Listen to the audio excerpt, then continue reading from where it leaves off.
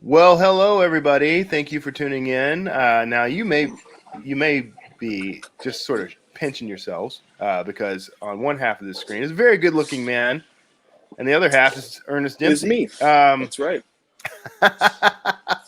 Welcome to Self-Publishing Insiders. We're glad to have you here. We're glad to have you here, Ernie. Thanks for being a part of the show. It's been more than a year. It's about a year and a half since you were on the last time. It's been Do you remember 16 that? years since I was on your show, Kevin. Ernest years. Those are like dog years. I really appreciate you bringing me back on after all this time. I'm surprised you remembered me.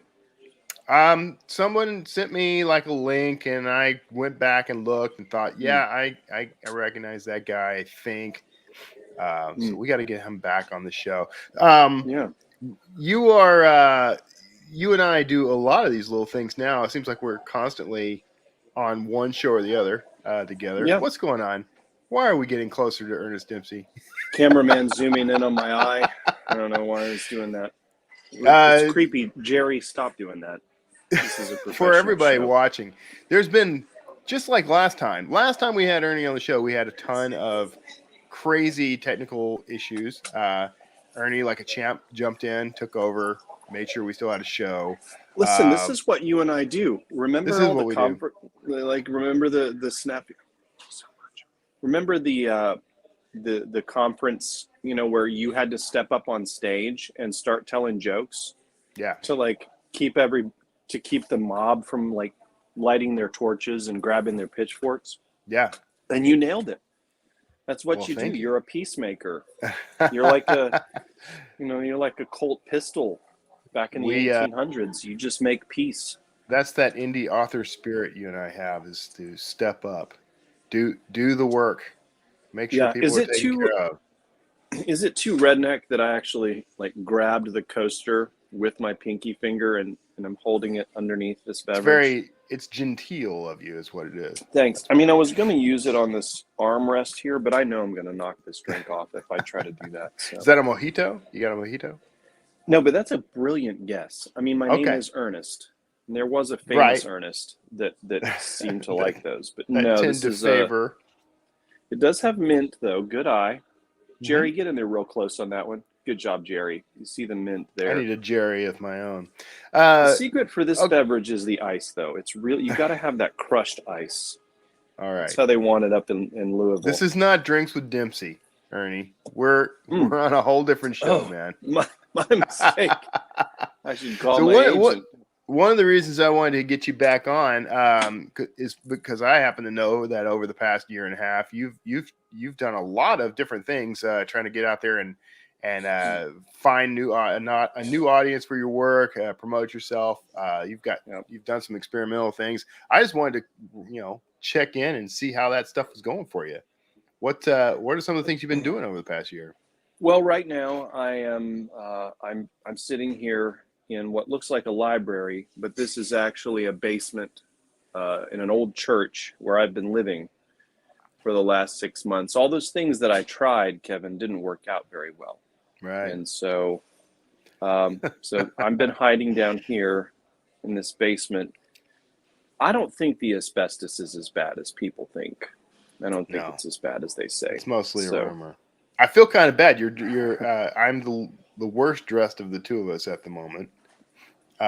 Well, I don't always dress like this, but today you did get the memo, though. Yeah, that you should dress for the occasion. I appreciate that. My brother's in town, and he looked at me when I got to the thing earlier that we went to, and he said, "You look like you just like fell out of the UK with that outfit." And I said, "Thank you." They do dress well. That was the look I was going for. Kevin, I deflected your question with humor earlier. You did. Or a bad attempt at humor. What was your question? You did. And how can I was just serve you? I wanted us to dive in on some of the stuff you've been doing over the past year that's maybe a little different, and find out what's working for you and what's not. We got a lot of authors who want to know, like, what's the secret to Ernest Dempsey's success?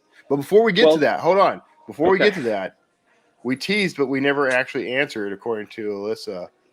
You did not say what the drink is. It's not a mojito, but it does have mint. What is your beverage? It's the official. So I'm from Tennessee, so people from Tennessee and Kentucky and Indiana, there's certain Alabama and we have something that we consider a staple. So I'll answer your question with a question. What is the official beverage of the Kentucky Derby? It's not straight up bourbon. I have no idea. What's a First Kentucky Derby? person that answers correctly gets, I don't know, what should I give them? They're not really like reader fans. You they're, can get they're like a they're free authors. copy These are authors, right? of Ernie's funnel book. Alyssa is guessing that it is oh wait, we got Sylvester guessing mint julep. There you go. That's it. Is that Sylvester it? Okay. wins. Bing, bang, boom. All right. Sorry, Alyssa.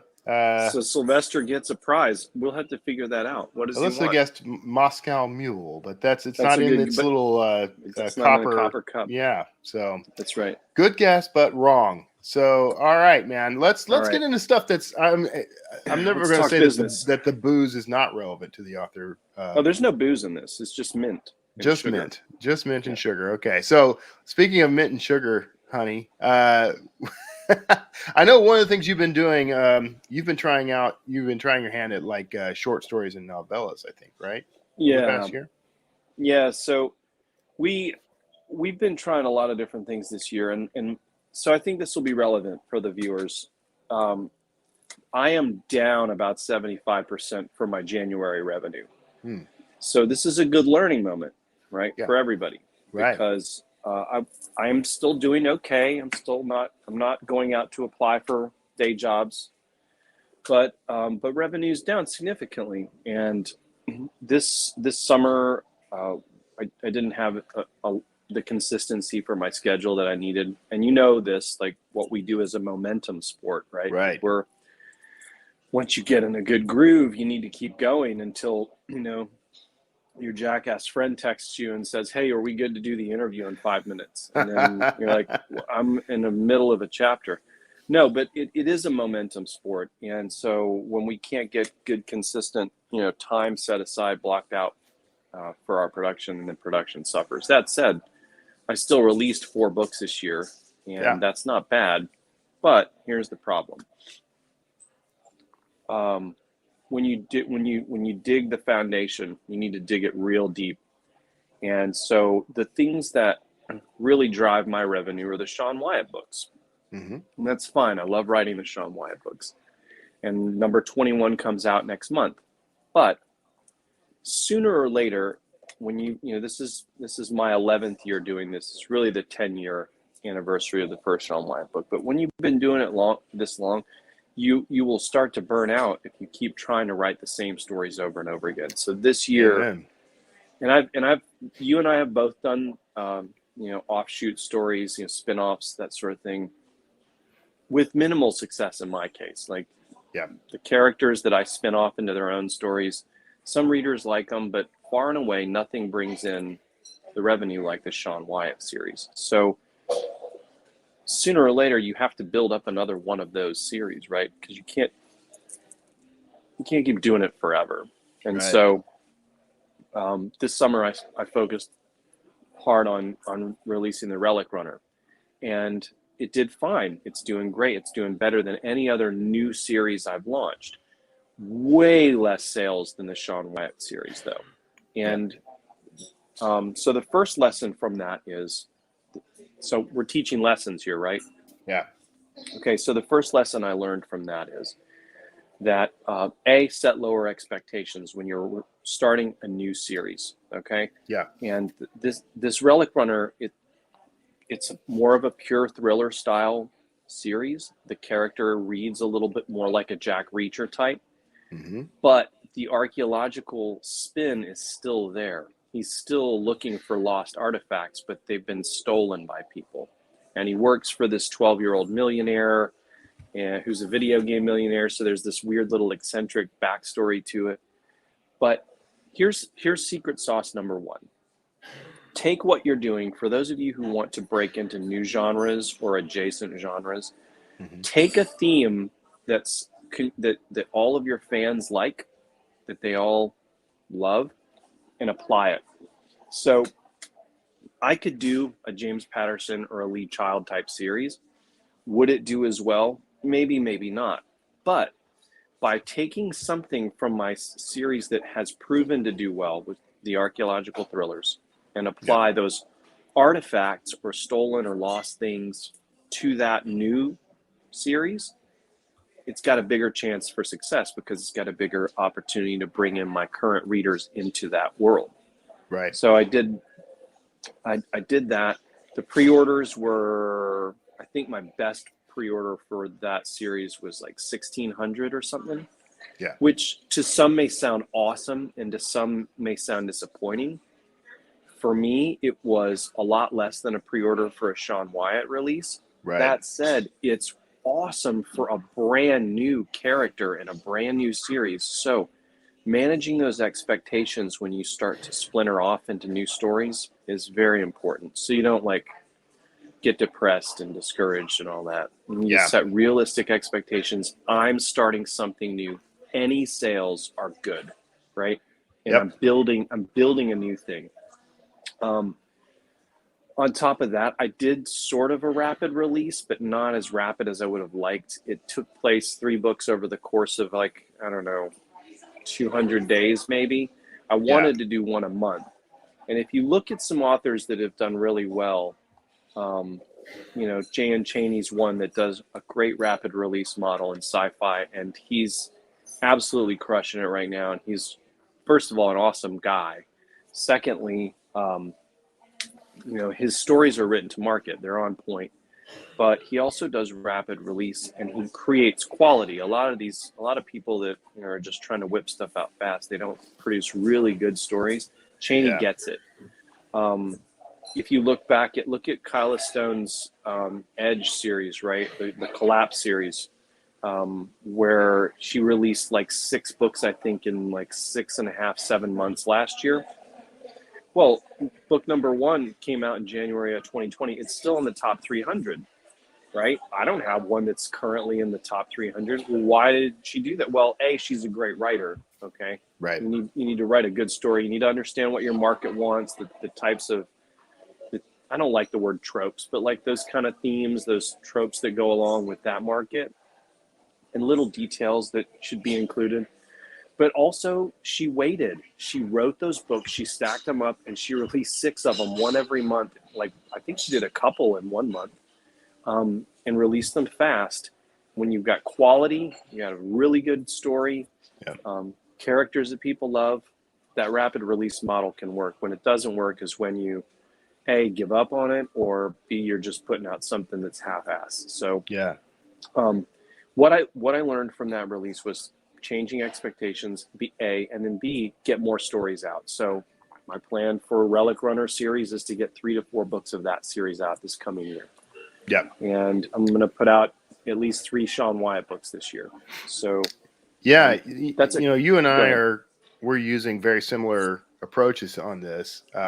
You're probably running into the same trouble I am. And so I'm very curious to hear how you're kind of dealing with when you take time to write that second series or whatever it is you're going to write, it's time you're not putting into the primary series.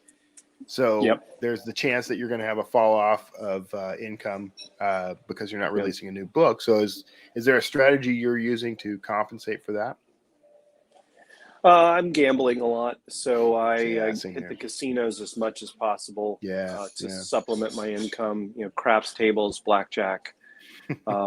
Guess what number I'm holding behind my back, those kind of games in the casinos. So you're right about the income drop comes directly from the sales, not coming in from a new book in the primary series, right? Yeah. I knew that was going to happen, and it was the risk I was willing to take. I didn't expect it to drop as much as it did. Yeah. You talk about a 75% revenue drop from January to what I'm going to do this month. And my accountants are like, hey, so you should probably do more of this. Like, yeah, I know. But it's thanks. But this is a long game we're playing, right? So, my thing is that I always tell other authors this when they ask me for advice. I tell them, be Disney, and they want to know what that means. And I say to them, look at all the properties that they have, right? Yeah. And every one of those properties started as a single story. They started as one singular entity and then grew into whatever it is. Look at Marvel, right? Yeah. Marvel started with one superhero, right? And then it's grown into this crazy universe.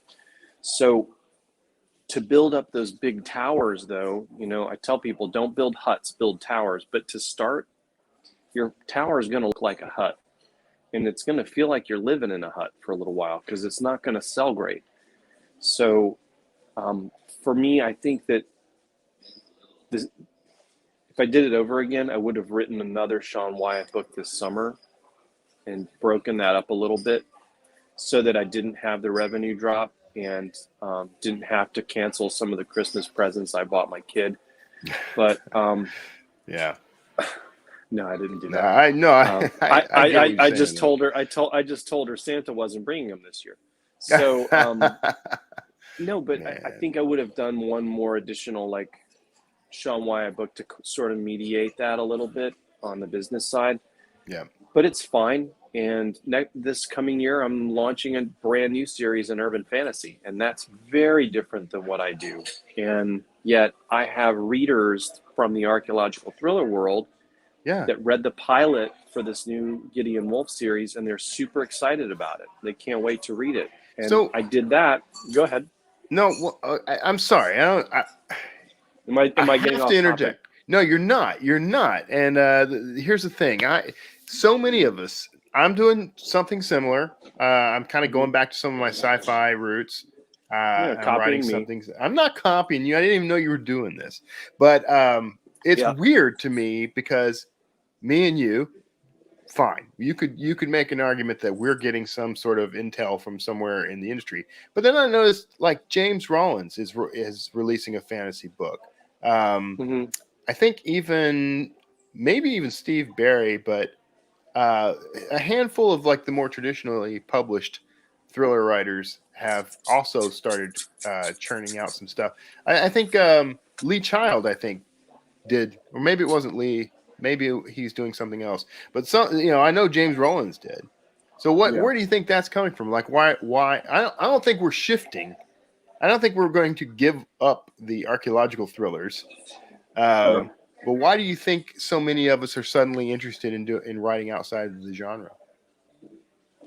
Well, it's, you burn out, right? And it's not just that. It's not just burnout because, if I'm away from Sean and Tommy, my two main characters and Adriana, and if I'm away from them for 6 months, then I miss them. And then when I write them into a new story, I'm like, hey, it's good to see you guys again, right? Yeah. But I think you kind of need that, like absence makes the heart grow fonder. Yeah. So there's that, a little bit of that, you feel like you've been married to those characters forever. And we all know marriage sucks. Yeah. So, not true, honey. Did I say that out loud? Who's watching? Meanwhile, if my wife was here, you'd see her nodding in the corner like, it's a chore. No, we all know it. So, but the bigger thing is this, right? What are your favorite shows that you watch? It's not archaeological thrillers. There aren't really any of those. Yeah. I love playing Tomb Raider and Uncharted, and I like National Treasure and Indiana Jones and the Goonies, but I've seen all those a million times. Yeah. And what's coming out all the time? Well, science fiction, urban fantasy, like regular fantasy, high fantasy, epic fantasy. I don't even know how to differentiate all this. I love fantasy. Fantasy is what got me into reading to begin with, like reading, Dragonlance Chronicles by Weiss and Hickman back in the 8th grade. Like that got me into reading stories. And then, and I didn't have to wait on movies anymore. I was like, oh, there's books that I can read that'll give me what I want. So I liked that sort of stuff with the dragons and the magic. And then, but I always came back to my roots with the treasure hunting thing. I always liked Ancient Wonders and treasure hunt stuff and all that. So I love those stories. But that said, we writers we're not so eclectic that we only like one thing. Right? Like people like different kinds of bourbon. They like different kinds of wine or beer. People like to go different when they go camping. They might like to go to a desert one weekend and to a thick forest the next. Right. It's why they have Baskin Robbins has 31 flavors for a reason. I tell people this about dating life, and I tell them about books. Baskin Robbins, you can try all the flavors, and we are constantly looking for new flavors as people, and we're always interested to see what that flavor tastes like. And that's how I view it. I don't know if that's the right answer, but I feel like that's how it is for me. And right now, honestly, I haven't read any thrillers, especially archaeological thrillers, since I finished a Cussler book last year. Earlier last year. Like, I've been reading a lot of, I said Jay and Cheney earlier, I'm actually reading 2 of his books right now. Mm-hmm. Backyard Starship, I think you would really enjoy, by the way, Kevin. It's perfect for you. But, you know, I'm reading that. I'm reading some fantasy stuff. And like, I guess a couple of thrillers that some friends wrote.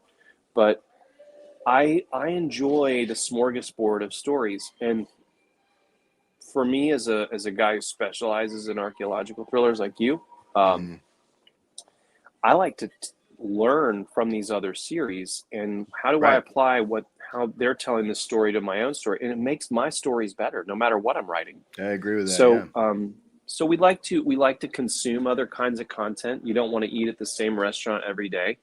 And how many metaphors can I work into this? I got ice cream. I think we're up to 9. Yeah, I got a million of them. But you don't want to same, and you don't want to write the same book every day. So, that's true too, and that's what I'm finding is that I'm kind of, like I said, I'm going back to my roots because I started this life as a sci-fi writer. So I'm doing some stuff. I've been doing some more literary fiction, and it really is about. What does that mean? So that is a good question, because what does literary fiction mean? It just means that there's nothing mystical or magical about it, in my opinion. Although there can be. There can be. I don't know. I'm doing some more true to life type fiction, I guess, was the idea. But I am also interested in, I'm finding now that I'm starting to kind of come up with some ideas for some more Kotler books, some more Quake Runner books. But just like you, the problem is when I take the time to write any of these things, I'm not writing a Kotler book. There's always a danger that the people who read my Kotler books aren't going to read the new stuff. Here's what gets me. I will send an email that says, I've got this book. It's not a Kotler book. It's a sci-fi book. Out of the like 70,000 people on my mailing list, I will get 60,000 people telling me I don't read that kind of book. You have 70,000 people on your email list? What? How did you build up your email list so fast? That's all I did for the first 10 years of my career, man. I'm trying to build mine up, but it doesn't get. Sorry, keep going. That's okay. I don't want to get on that because people focus too much on the numbers, and I don't think they're that as important. But anyway. Let's pop a question up here. This one comes from Alyssa on YouTube. So it says, sounds like you know how long it takes to produce a book in your main series. Is it different for the other series? Does it take longer? No, they're a lot shorter. They're a lot quicker. And so they can be the same length. Okay. But how are they quicker? Archaeological, if you'll stop interrupting. Okay. I'm sorry. Jeez, I'm sorry. I'm out of here. Bye, everybody. So, archaeological thrillers take forever, and I'm going to be doing a medical drama series pretty soon. Spoiler for everyone, but the research takes forever. Yeah. For every Sean Wyatt book I write, there's 100 hours of research into that book, maybe more. Yeah. So it takes a long time and it's ongoing while you're writing it. Like, you have to stop and fact check yourself and double check things. And then of course you get fact checked by other people later saying, actually it was this date, or it's not BC anymore, it's BCE. And I'm like, okay, first of all, this scientific magazine still calls it BC. So you do you, I'm going to do me. But no, it takes longer. It just takes longer to research it. Whereas the Gideon Wolf series, it's all fiction. All I have to do is know the locations. It's all in my head. It's all, urban fantasy stuff. Same with the relic runner, I just have to find the MacGuffin, right? Like just whatever that object is, that artifact is that we're hunting for. Know a little bit about that. Now I'll create all the cast of characters, the scenario, the plot, the drama, all of it. You know, the 3 acts, those things, and I can just go. So I can write one of those books in 4 to 6 weeks. Yeah. Talking about those other 2 series, whereas it takes me 8 to 10 weeks, sometimes 6 weeks with the research included, but usually 6 to 10 weeks to do a Sean Wyatt book if I'm rolling. So does that answer the question? I think it answered the question. I think so, more or less. It is faster to do the other ones, though. It's just...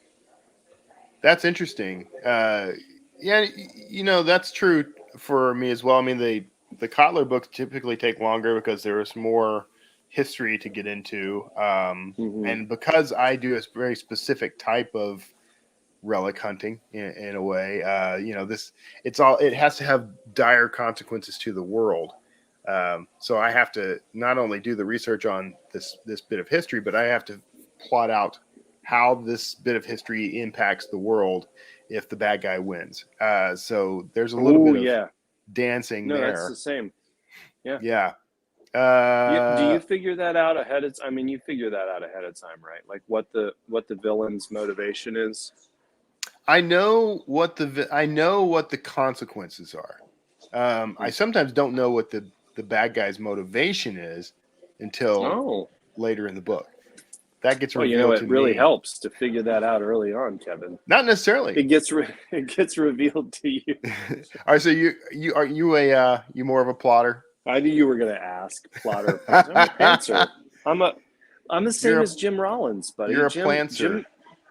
I'm a plantser. Jim Rollins and I can call him Jim because I know him personally.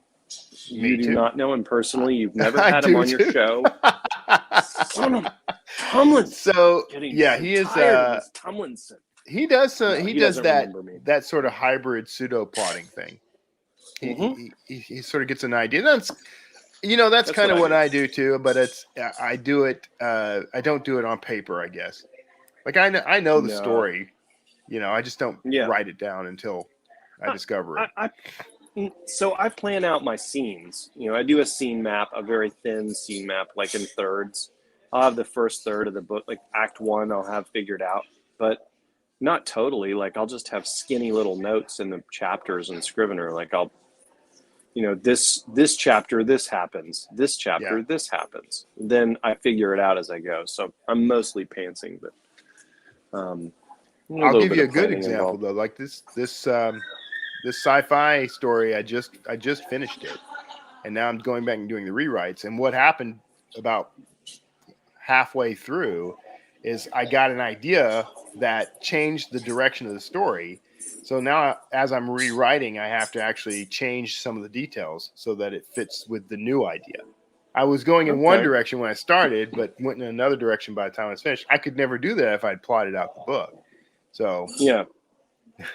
Well, thanks for coming on my show today, Kevin. You're welcome. Appreciate you sharing some of your information with the fans. Hey, look, everybody be sure to swing by Kevin Tomlinson. This is where you hop in as the guest and say, "Well, look, stupid, that's not the way. That's not the way to write a book." And you correct me because the people watching this, they're going to want to know the Ernest Dempsey way. Ernest Dempsey way will lead you to ruin. You don't want that. It'll lead you to mint juleps at 1:30 in the afternoon. I'm waiting for you to get that sort of slow, laconic drawl. Oh, you want that? You want the Southern accent? I don't want that. Listen, son. I can bring it. None of us want that. No, it's too late now. You already called for it. Let's get to a question. Home to roost. Let's get to another question. All right, hold on. Let's roll back. Yeah, I'm trying to keep you on topic. My bad. Yeah, man. No, you're good. Questions. Here's another question from Alyssa, actually, asking if you cross promote between your main series and your new series. Well, that depends on what you mean by cross promote. Do I promote it to all the same people on my list? Yes.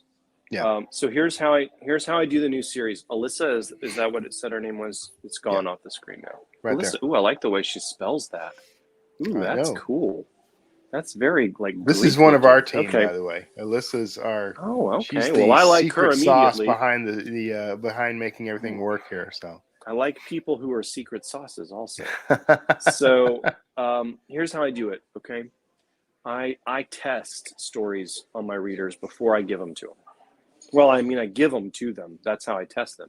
So years ago, I saw what Hollywood does with focus groups and with pilots in the stories that they create. And Hollywood knows, especially in television, now streaming has changed the game a little, but it's still the same model. If people aren't paying to watch what you're producing, you're going to be out of business. right. So Hollywood understood a long time ago that they need to test out their concepts on real people, focus groups, do pilots in front of a live television audience, all that stuff. Now maybe I don't know if they do that with movies, film, because there's been some stupid films that come out, like Crank 2. Like, how did that get greenlit? How did they greenlight Crank 2? The guy dies at the end of the first one. Now he's still okay. Spoilers. Stop it. And it wasn't even Man. that good. It was terrible. Ugh. Anyway, the point is, I do pilots because I want to see if my readers will be interested in this. I'm not going to write something that's not going to pay the bills, right? Like I'm not just going to do it because I want to, like, I've got this high concept of like this artistic thing that no, like I'm artistic enough because I write books. My focus is I want the readers to have fun, and I want as many of my readers to have fun as possible. So I'm not going to waste my time. My job is to entertain them. I'm not a writer. I'm a storyteller. I'm an entertainer. So I entertain them with video, but I also entertain them with text on pages. And I want to make sure that they're going to like what I'm spending my time on. So 2019, I gave them the pilot story for Relic Runner featuring Dak Harper. It was a short story, 20,000 words-ish, out of the fire. Said, read this. I gave it to them all at Christmas. I don't know how many, 20,000 subscribers, 30,000 subscribers, whatever it was. Right. Said, read this. Tell me what you think of it. And if you want more, I'll write more stories about this guy. That's interesting. They loved it, and they wanted more, right? So I did the same thing with Gideon Wolf here 2 months ago, or at Halloween, actually. Yeah. I released that. I gave it to them all through BookFunnel. I did test out on Kindle Vella, and I was like, I'm going to test this platform out. I want you guys' feedback as well. My readers hated it. Wow, they absolutely, they hated Kindle Vella. And it makes sense because Kindle Vella is a direct attack on Wattpad. Well, Wattpad's not huge here, but it's huge in Asia, right? So why would you launch as Amazon? We're getting off topic. Why would you launch Kindle Vella that is a direct attack to absorb that market that Wattpad owns in Asia, but only have it available in the United States? Yeah. Again, maybe, look, they're worth 10, 20, $100 billion, whatever it is. They know how their business works better than me. But as a creator, I'm not so sure. I'm not so sure. And I was glad I tested it because I'm not going to release anything on Kindle Vella unless they fix the system again. Like, I'm not going to do anything again on there. But I got great feedback about that. And guess what? My readers loved an urban fantasy story. Here's the secret, about an archaeologist who discovers a medallion of power.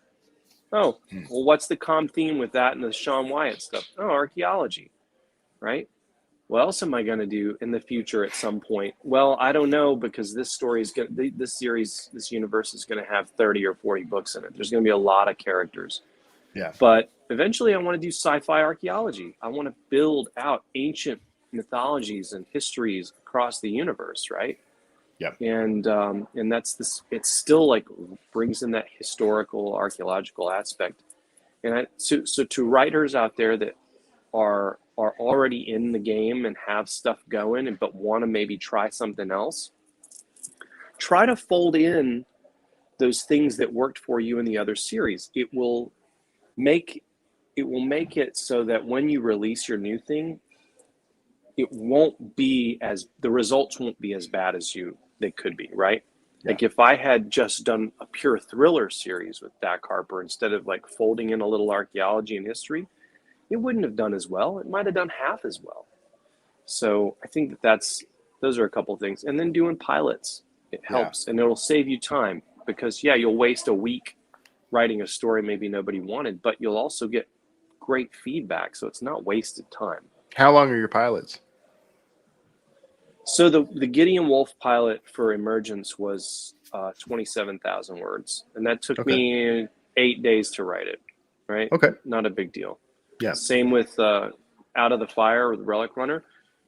It was 20,000 words, and but it proved to me that I had a product that they wanted, and so great. I don't have to waste my time writing 3 full-length books that they're not going to buy. Yeah. I know it in 27,000 words instead of 300,000 words. Now that's roughly novella length. Yeah. Are you selling these pilots? Do you sell them to the readers? So the pilots, I give them for free. Because now it was on Kindle Vella and some people bought it. You'll be glad to hear about this. I crushed it, by the way. So it was one of the top faved stories on Kindle Vella. Right. It got the little crown over the logo and all that.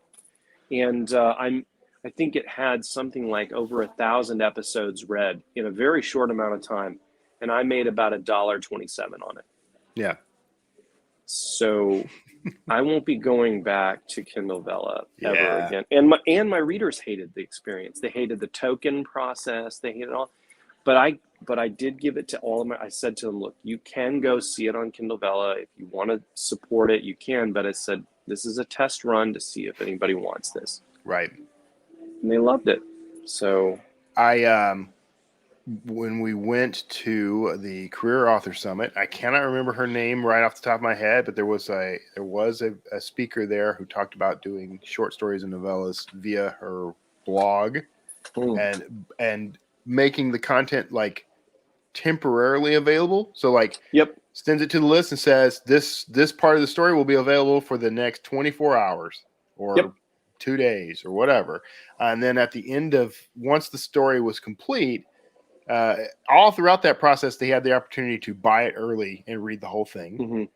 And then at the end of it all, it was just an ebook available for them to purchase. And she said she's crushing it doing that. And I've considered doing something similar. So it's tough, man.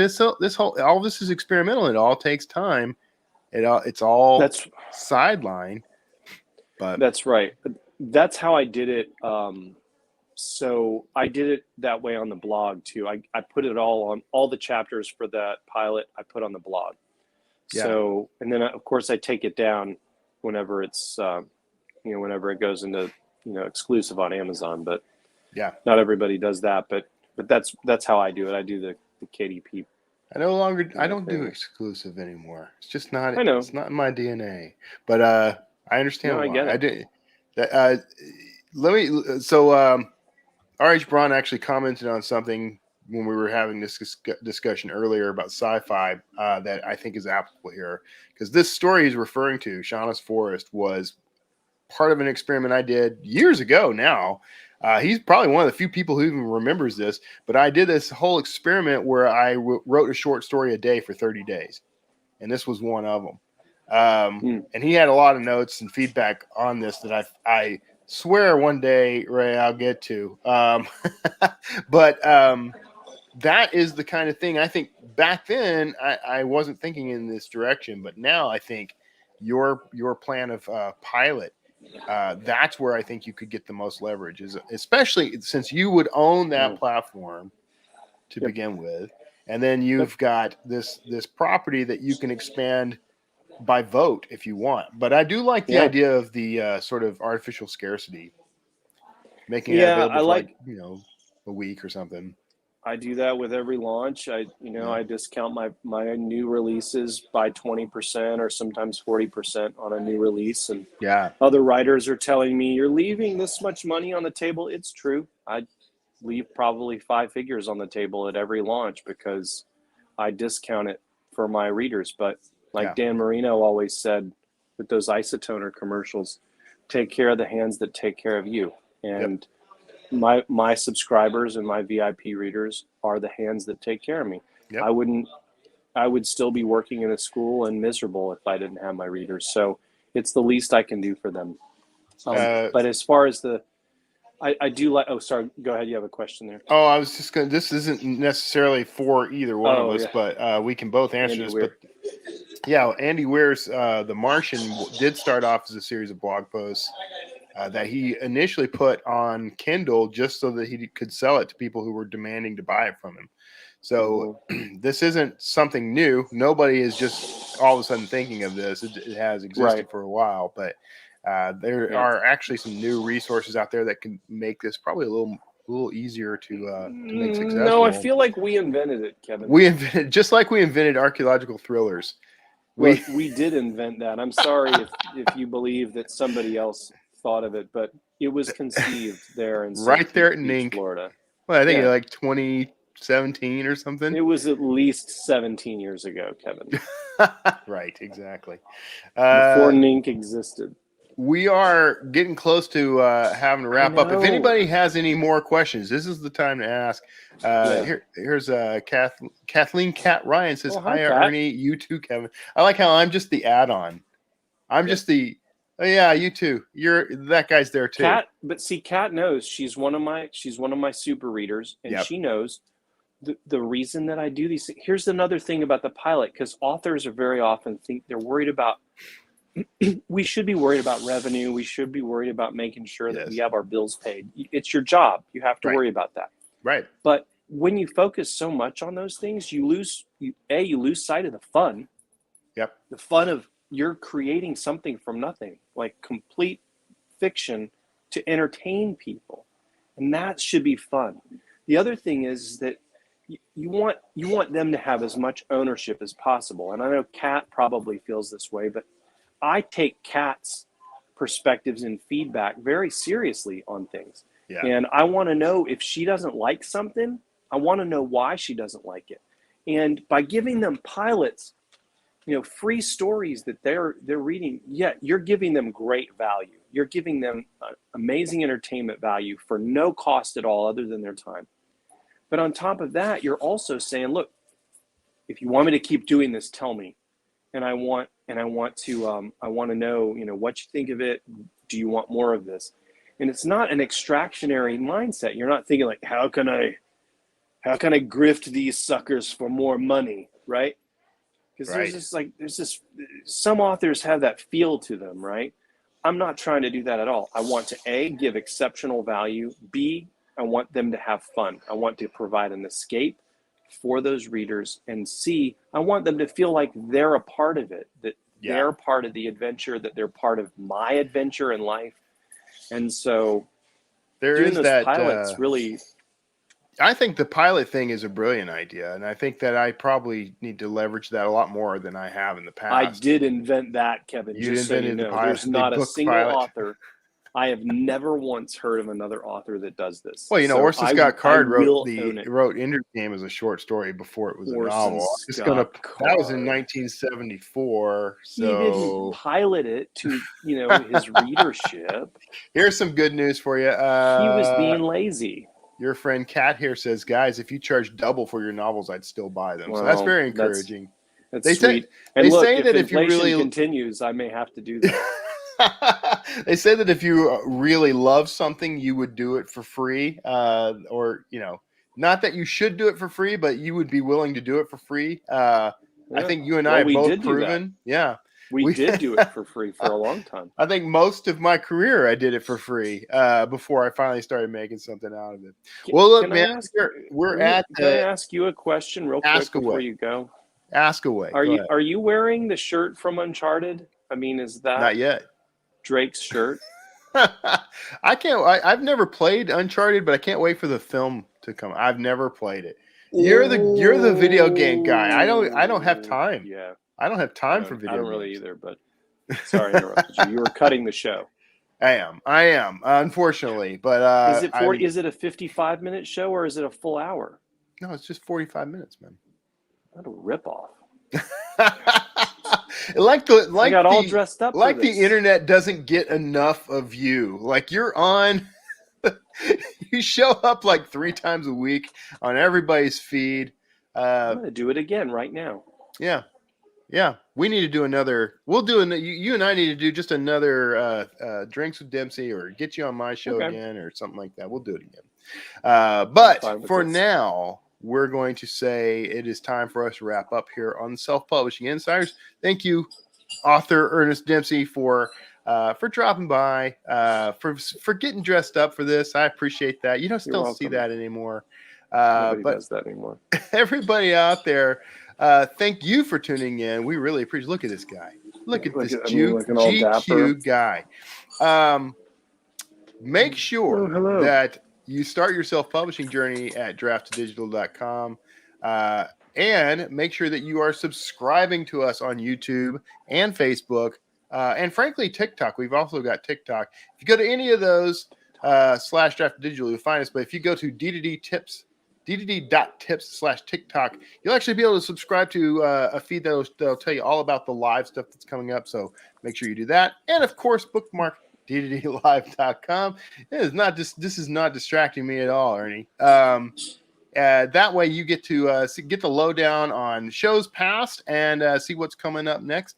That's a great place to find it. And you'll find links to the blog. You'll find all kinds of cool stuff there. So that is going to do it for this week on Self-Publishing Insiders. Thanks, Ernie, for being a part of the show. You good-looking Thanks for being patient with me. I really appreciate your patience. I feel like that's part of my job, actually, is to be patient with me. Be patient with you specifically. Yeah, specifically me.